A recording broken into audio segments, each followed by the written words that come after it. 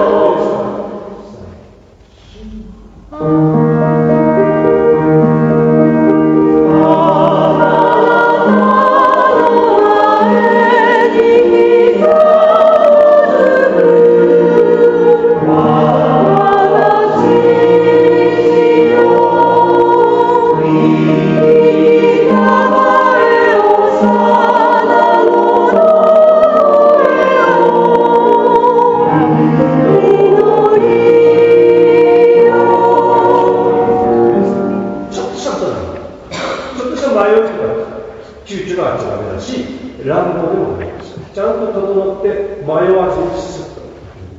はい、我が思います。